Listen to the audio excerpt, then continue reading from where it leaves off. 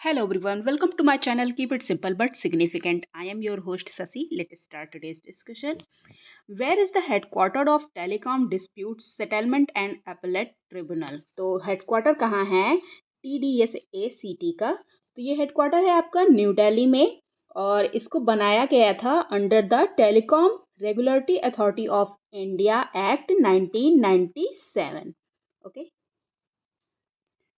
In which of the following cases the president can appoint duly qualified person as an additional judge of a high court for a temporary period?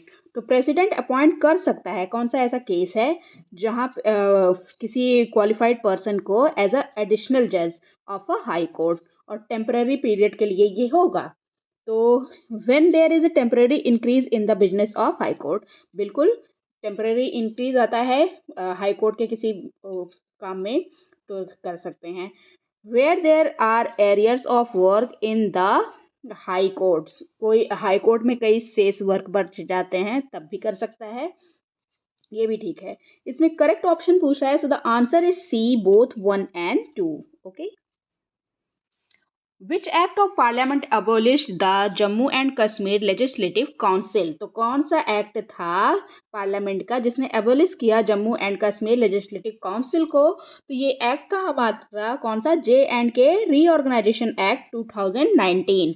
और present time में हमारे यहाँ एक आंध्र प्रदेश में, एक तेलंगाना में, okay, Andhra Pradesh, Telangana, Uttar Pradesh and Bihar, Maharashtra and Karnataka, ये जगहें हैं जहाँ पे हमको लेजिस्लेटिव काउंसिल देखने को मिलता है, बाकी और जगह नहीं है. Which of the following article deals with the budget in the constitution of India? तो कौन सा आर्टिकल डील करता है budget in the constitution of India?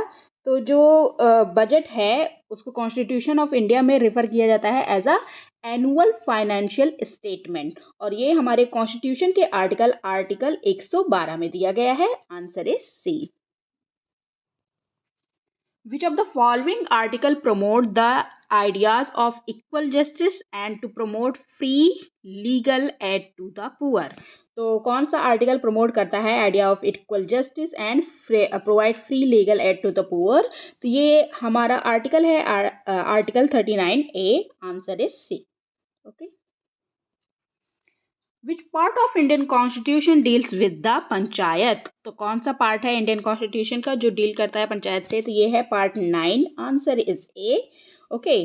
और ये हमारे कॉन्स्टिट्यूशन में इंक्लूड किया गया था by the 73rd amendment act. 1992 में ये आया था और इससे हमारे कॉन्स्टिट्यूशन में कितने कौन से आर्टिकल 243 से 243 ओ तक में ये दिया गया है. Which one of the following comes under the jurisdiction of both the High Court and the Supreme Court? तो कौन सा इनमें से है जो हाई कोर्ट और सुप्रीम कोर्ट दोनों इस पर काम करते हैं? तो देखिए, सेंटर स्टेट का जब डिस्प्यूट होता है तो ये सुप्रीम कोर्ट का जो ओरिजिनल जुरिस्डिक्शन होता है उसके अंतर्गत आता है, तो ये स्टेटमेंट आपका गलत है. डिस्प्यूट बिटवीन द स्टेट इंटर्स, तो ये भी सुप्रीम कोर्ट के अंतर्गत केवल आता है, हाई कोर्ट के अंतर्गत नहीं आता है. और प्रोटेक्शन ऑफ फंडामेंटल राइट, ये देखिए protection of fundamental right, high court protection करता है फंडामेंटल राइट का 226 आर्टिकल में और सुप्रीम कोर्ट करता है 32 में. तो ये स्टेटमेंट आपका सही है. Okay. Protection against the violation of the constitution, यहाँ भी सुप्रीम कोर्ट ही अकेले काम करता है. Okay. Answer is C. What is the correct meaning of the word diarchy? Diarchy का करेक्ट मीनिंग क्या है? तो डायरकी जो है ये एक सिस्टम है डबल गवर्नमेंट का और इसको इंट्रोड्यूस किया गया था गवर्नमेंट ऑफ इंडिया एक्ट 1919 के तहत. और इसका करेक्ट मीनिंग है a few subject were transfer to the provincial ministries and the rest rested by the executive council. Answer is C. The Supreme Court of India can review its own judgment on the basis of which of the following article. तो supreme court जो है India का, वो अपने खुद के judgement को, मतलब कोई भी कोई केस था उस पर फैसला सुनाया, उस पर फिर से जजमेंट दे सकता है, अब जजमेंट पे रिव्यू कर सकता है, फिर से देख सकता है। और ये हमारे कॉन्स्टिट्यूशन के आर्टिकल 137 में दिया गया है। Okay, Which among the following writs is issued against wrongful detention? तो कौन सा रिट है जो wrongful detention में इशू किया जाता है? तो ये है आपका habeas corpus. Okay, habeas corpus is a legal principle that protects individual from being unlawfully detained. Okay, unlawfully कोई डिटेन होता है तो ये इशू होता है।